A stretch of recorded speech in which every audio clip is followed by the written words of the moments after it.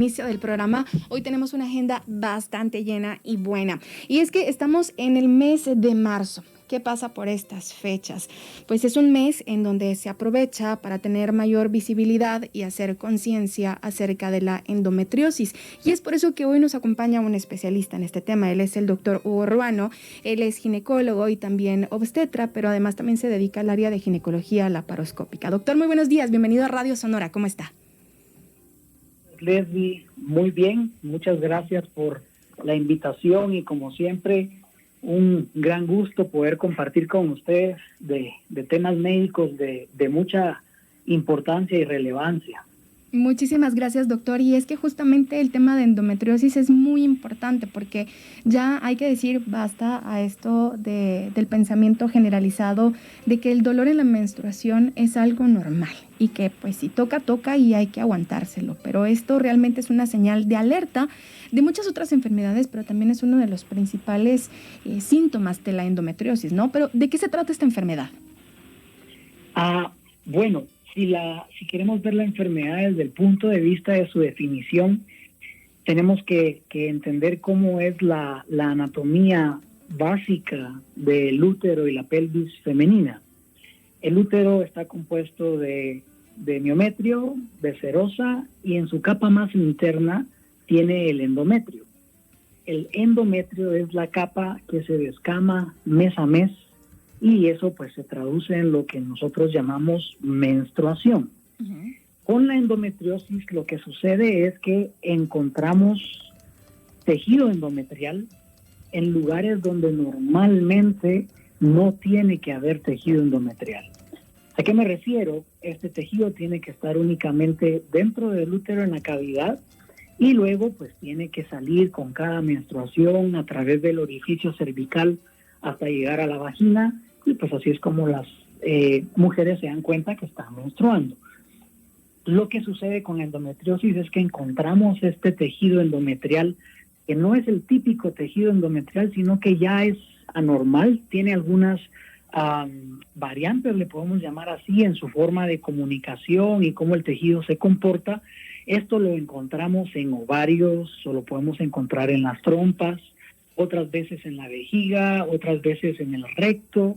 Y pues un dato que es muy interesante y que mucha gente no sabe, es de que realmente se ha encontrado en tejidos que están más distantes de la pelvis, como cerebro y otros tejidos. Realmente no se ha encontrado endometriosis quizá en uno o dos órganos que son el corazón y el vaso, pero después todos los órganos no se salvan de que puedan contener algunos implantes de endometriosis. Y el problema principal no es solo la presencia de este tejido de una forma ectópica, o sea, fuera de su lugar, sino el problema principal es la sintomatología y las complicaciones que puede producir. Vemos entonces que la endometriosis tiene un proceso de evolución impredecible y llegaría a ocasionar estas adherencias en otros órganos. ¿Pero estas adherencias son benignas o malignas? Las adherencias y la endometriosis son benignas. La enfermedad no se comporta como un cáncer, pero por lo agresivo que es la enfermedad y por la forma de realizar o de hacer las adherencias de una manera densa, que quirúrgicamente se dificulta mucho la liberación de las mismas, es que los médicos lo comparamos a los comportamientos que tienen las pacientes con cáncer, porque realmente genera adherencias muy densas que son muy difíciles de manejar por medio de técnicas quirúrgicas, pero actualmente sí se puede realizar, ¿verdad? ¿Y cuáles son los síntomas principales de la endometriosis? Esa pregunta es excelente y me gustó la introducción que dio porque usted habló acerca de normalizar el dolor. Uh-huh. Nunca hubiéramos tenido que normalizar el dolor y yo creo que esto es un problema ya social y es un problema generalizado.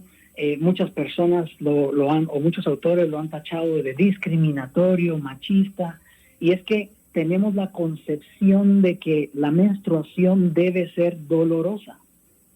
De hecho, a través de generaciones se ha manejado esa idea de que Por ejemplo, la mamá le dice a la hija, mija, a mí me dolía cuando me venía la menstruación, entonces a ti te va a doler. No es normal que la menstruación sea dolorosa y este es el primer síntoma que nos puede encender las luces de alerta con respecto a la endometriosis. El dolor durante la menstruación y dependiendo de qué estadio se encuentre puede haber dolor continuo, ya ni siquiera solo en la menstruación, sino que fuera de la misma. Otros síntomas que podemos encontrar son infertilidad. Las parejas nos buscan porque pues han estado intentando tener un bebé y no ha sido exitoso el proceso de poder obtener un bebé, y también generará síntomas dependiendo de a qué nivel estén implantados los acumulaciones de endometriosis dentro de la pelvis o el abdomen. ¿Y la endometriosis también podría causar dolor durante las relaciones sexuales? Así es, la endometriosis es una de las primeras o principales causas de dispareunia, que es dolor al tener relaciones sexuales. Algunas parejas también comienzan a buscarlo a uno cuando le dicen, mire doctor, es que yo tengo dolor cada vez que tenemos intimidad con mi pareja, o cuando existe la penetración, ahí me duele mucho. Y pues hacemos algunos estudios, tanto clínicos como de otro tipo, y encontramos que son personas que tienen toda la historia de endometriosis y personas que tienen a veces pues implantes a este nivel en donde tenemos que hacer una resección quirúrgica. Doctor, ya nos mencionaba acerca de los problemas reproductivos que podría derivar a causa de la endometriosis, pero ¿tener endometriosis siempre va a ser sinónimo de infertilidad? No siempre va a ser sinónimo de infertilidad, pero sí van de la mano en estadios avanzados de endometriosis. Es importante que entendamos que la enfermedad se comporta de una forma crónica, o sea que viene desde hace mucho tiempo y es progresiva. Eso significa que a través del tiempo los implantes de endometriosis y los signos o síntomas pueden ser cada vez mayores y más fuertes. Pero pues hay pacientes que tienen endometriosis y pueden quedar embarazados. No estoy diciendo que es una causa de esterilidad, pero si no se detecta a tiempo y si no se da un manejo oportuno, pudiera en algún grupo de pacientes llegar a provocar mucha dificultad para lograr un embarazo. ¿Y de llegar a lograr un embarazo podrían registrarse pérdidas por la misma endometriosis? Sí, de hecho la endometriosis está asociada. Algo que es importante entender de la endometriosis es de que ese tejido que está implantado de forma irregular se está comportando de una forma proinflamatoria, o sea, es un tejido que está creando una inflamación adentro de la cavidad abdominopélvica, ¿verdad? O sea, donde están los intestinos, los ovarios y todo esto. Entonces, estas inflamaciones o ese estado de una inflamación constante puede producir pérdidas tempranas. Hay pacientes que se logran embarazar pero pierden el bebé y se vuelven a lograr embarazar y pierden el embarazo.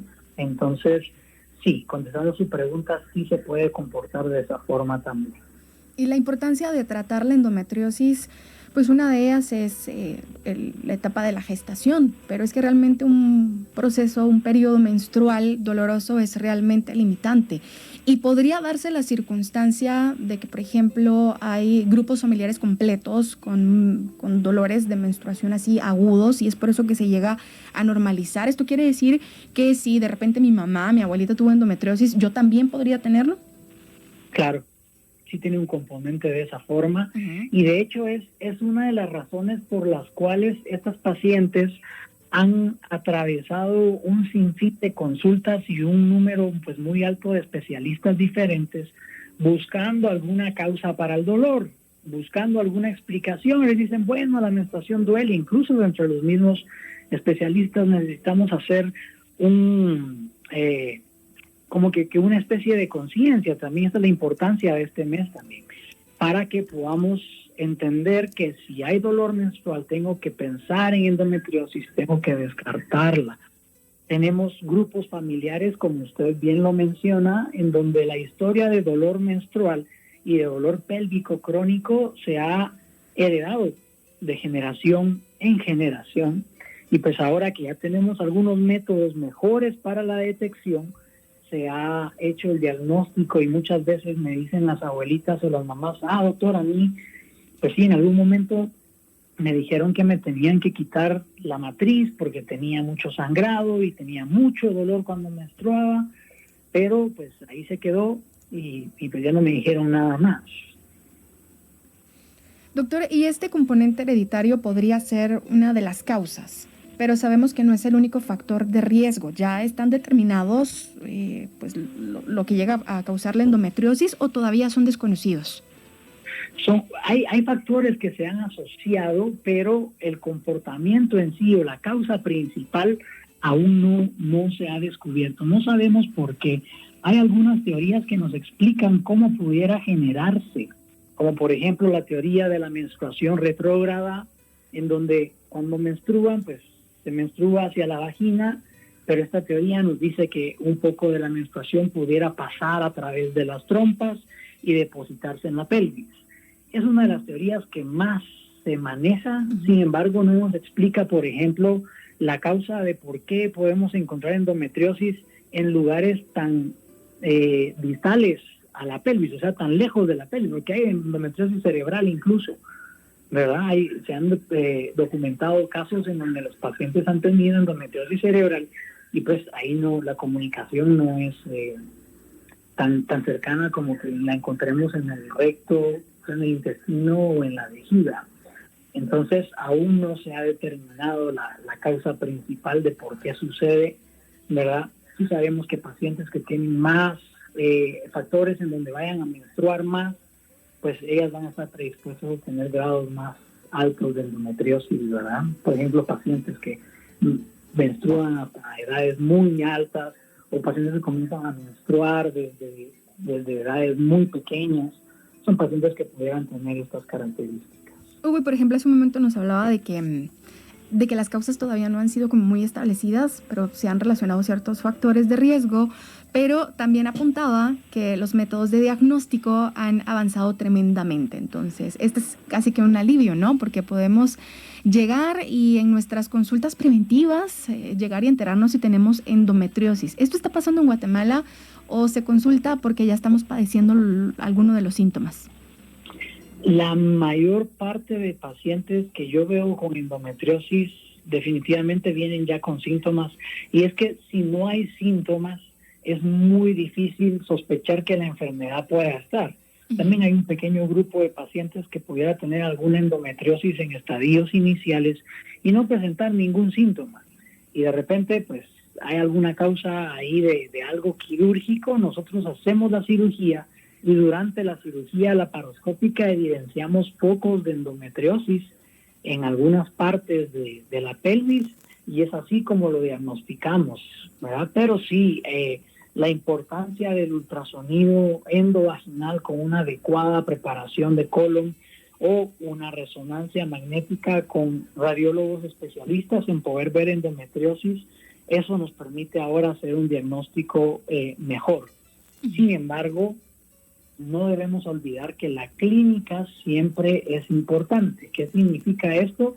Los síntomas que la paciente presenta y lo que ella me cuente a mí en la clínica, y las preguntas que yo le realice con diferentes escalas en donde estamos puntualizando el nivel de dolor, son de suma importancia para tener una alta sospecha del diagnóstico. Una vez tenemos el diagnóstico de endometriosis, ¿cómo se trata? Bueno, esa es otra pregunta que se está, cada día están surgiendo nuevas cosas. Por el momento tenemos algunos tratamientos hormonales, tratamientos analgésicos también son un pilar, porque pues una principal característica de la enfermedad es el dolor. El tratamiento hormonal es muy importante y hay mucha desinformación con respecto al tratamiento hormonal, porque se tiende a creer que son hormonas y entonces son malas y mi cuerpo tiene que estar libre de hormonas. Y bueno, cada quien es libre de elegir eso. Sin embargo, no existen tratamientos naturales que puedan eliminar la endometriosis. De hecho, los mismos tratamientos médicos hormonales en algunos casos son inefectivos para poder tratarla. Y pues el último recurso que tenemos es la cirugía. Generalmente se utiliza cirugía laparoscópica o de mínima invasión, que es la cirugía donde utilizamos puertos pequeños para poder operar a los pacientes, y lo que hacemos es eliminar la mayor parte de focos endometriósicos que encontremos en toda la pelvis y el abdomen.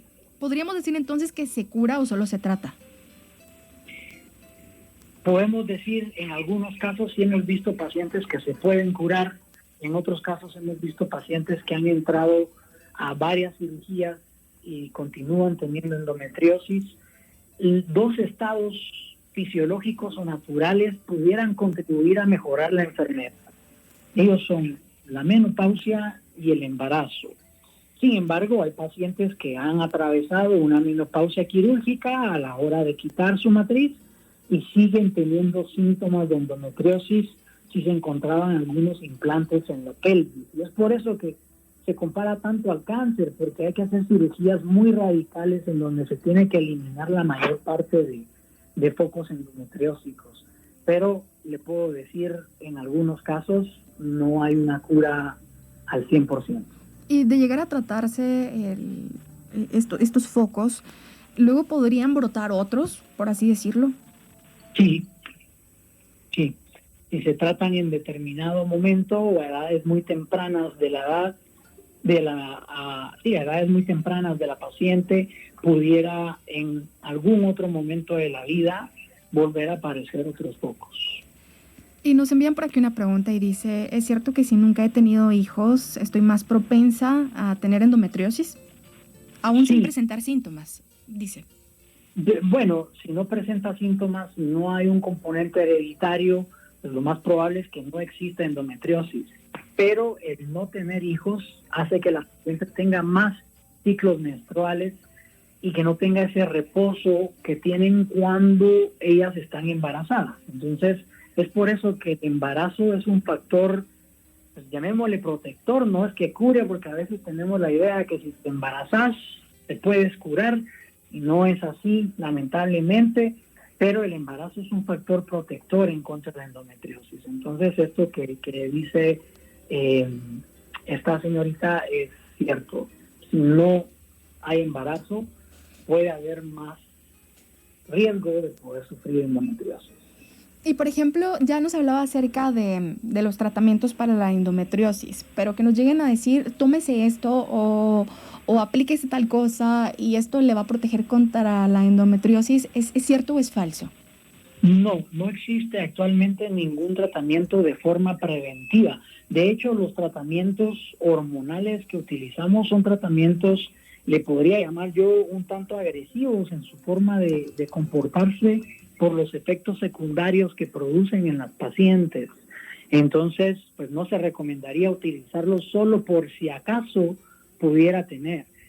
Realmente yo sí recomiendo tener una alta, y no lo recomiendo yo, sino que son estudios que recomiendan tener una alta sospecha de endometriosis o un diagnóstico confirmado por una muestra de patología para poder emprender un tratamiento.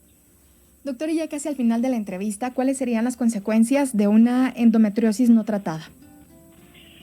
Bueno, pueden ser muchas. En algunos casos yo he visto pacientes que no se han tratado y siguen igual.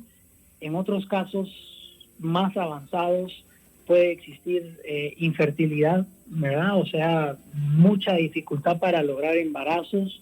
Son pacientes que si tienen muchas adherencias en la pelvis, o sea que el tejido se pega con otro tejido que normalmente no debe estar unido o pegado, pudieran ser candidatas para técnicas diferentes para embarazo, ya con biólogos de la reproducción, ¿verdad? Las técnicas que conocemos como in vitro y otras técnicas. Puede haber endometriosis intestinal y en ese caso comenzar a ver heces con sangre, sobre todo cuando se da el periodo. Pueden haber también síntomas urinarios, pudiéramos ver sangre en la orina, si hay invasión o hay nódulos a nivel de la vejiga, y bueno, todo dependerá a nivel de dónde se encuentren los nódulos, de la forma en cómo se comporte el cuadro clínico. Doctor, y ahora una pregunta que podría llevar mucho alivio a las mujeres. ¿Es la endometriosis una enfermedad común?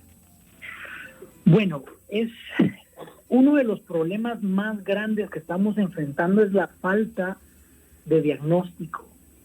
Se estima que un 10% de la población en edad fértil, o sea, mujeres que pueden ya quedar embarazadas porque comienzan a menstruar, pudiera tener endometriosis.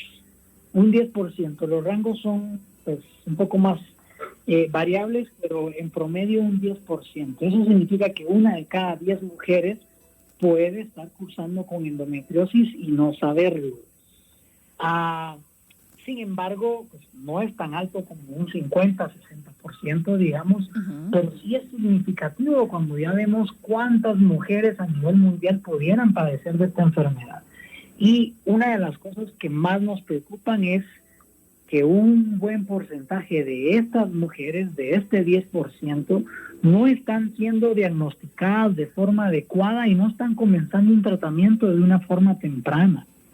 Entonces se pueden dar cuenta o pueden diagnosticarse hasta que llegan con alguien que sí las diagnostica por las vías que se deben hacer, y muchas veces es cuando ya están en grados avanzados de la enfermedad. Creo que es importante, Leslie, lo que usted está haciendo y seguir esta buena idea e intención de promocionar el hacer conciencia acerca de la enfermedad.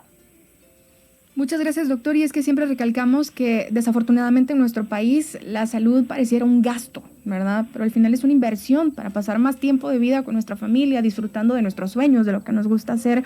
Pero tristemente ese es el concepto que se tiene en Guatemala, ¿no? Y es bastante extendido en Latinoamérica, pero creemos que poniendo nuestro granito de arena y agradeciendo a nuestros invitados especiales como lo es usted, que donan su tiempo, que comparten su conocimiento, logramos ir apoyando a la población guatemalteca a través de las 31 frecuencias de Radio Cadena Sonora. Doctor, ya vamos despidiendo porque son las 9 de la mañana con 56 minutos, pero no nos vamos sin antes preguntarle cómo lo podemos localizar.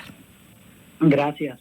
Muy importante esto, que podamos hacer énfasis en crear conciencia de esta enfermedad y que no normalicemos el dolor menstrual. Gracias, pueden encontrarme en Instagram como ginemedica.gp. Ginemedica lo escribimos con G-Y, Ginemedica. En Facebook estamos como Ginemedica, doctor Hugo de Ruano, doctora Ana Sofía Oliva, y pues con los números directos de la clínica, que es el teléfono 2363-1737. Repito, es el 2363-1737 o al WhatsApp 5989-9702. ¿En dónde están ubicados, doctor? Estamos ubicados en la zona 14 de la ciudad de Guatemala. Anotado por aquí todos los contactos. Doctor, muchísimas gracias por haber estado con nosotros. Hoy han escuchado al doctor Hugo Ruano. Él es ginecobstetra y también especialista en ginecología laparoscópica. Muy amable por haber compartido con nosotros, doctor. Muchas gracias, Leslie. Un gusto como siempre y que tenga un excelente día. Igualmente, feliz inicio de semana. Vamos a la pausa comercial y regresamos en instantes con más. Recuerden que también hoy es el Día Internacional del Color. Si ustedes quieren escuchar su canción favorita, en el siguiente bloque de 10 a 10:30 de la mañana, vayan enviando su notita de voz y nos cuentan cuál es su color favorito y por supuesto la canción que desean escuchar en este inicio de semana, el lunes 21 de marzo.